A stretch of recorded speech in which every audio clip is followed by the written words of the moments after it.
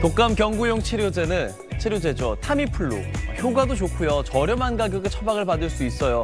그런데요, 증상이 확실해도 검사에서 독감이라고 확인이 돼야 건강보험이 적용되기 때문에 3만 원 안팎의 비급여 검사가 필수입니다.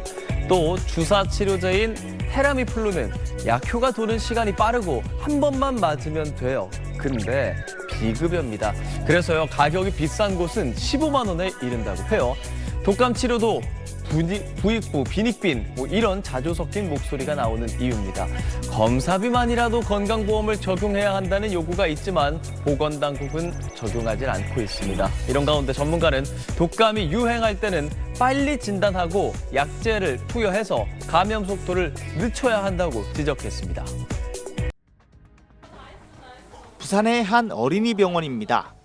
이른 평일 오후부터 아이의 손을 잡고 병원을 찾은 부모님들로 북새통을 이룹니다.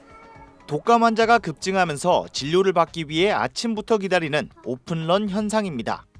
주말에 예약이 너무 많이 차서 오기 힘들어서 기다렸다가 평일에 다시 찾아오게 되었습니다.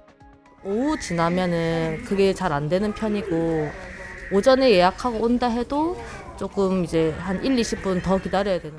어른들도 상황은 마찬가지입니다.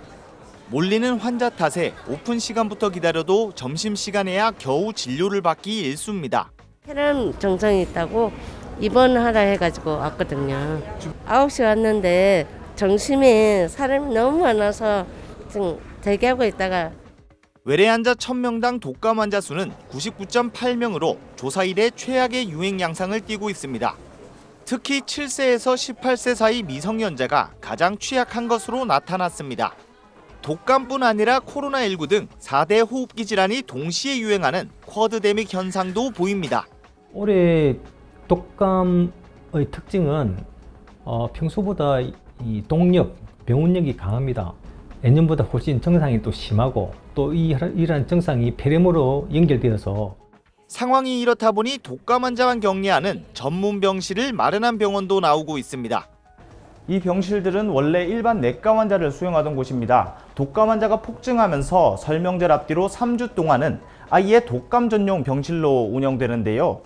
음압 격리 병실을 포함해 모두 100병상 규모입니다. 반면 부산 경남의 백신 접종률은 전국 평균치에 대부분 미치지 못합니다.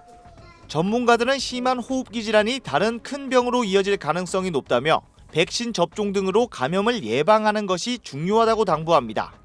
KNN 하윤광입니다. 네, 장례업계는 지난해 12월부터 이 폐렴 사망자들이 급증했다면서 이때부터 유행하기 시작한 독감을 그 배경으로 보고 있습니다.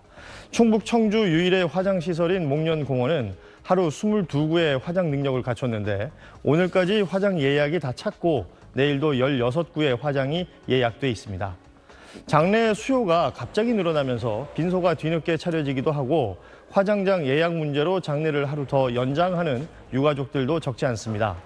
한 장례식장 관계자는 코로나 시기를 제외하고는 4일장을 치르는 사례가 이렇게 많았던 적은 처음이라고 전했는데요. 질병관리청 집계 결과 지난달 마지막 주 전국의 인플루엔자 표본감시 의료기관 300곳을 찾은 외래 환자 가운데 독감 증상을 보인 의심 환자는 1000명에 73.9명꼴로 지난 2016년 이후 8년 만에 최고 수준입니다.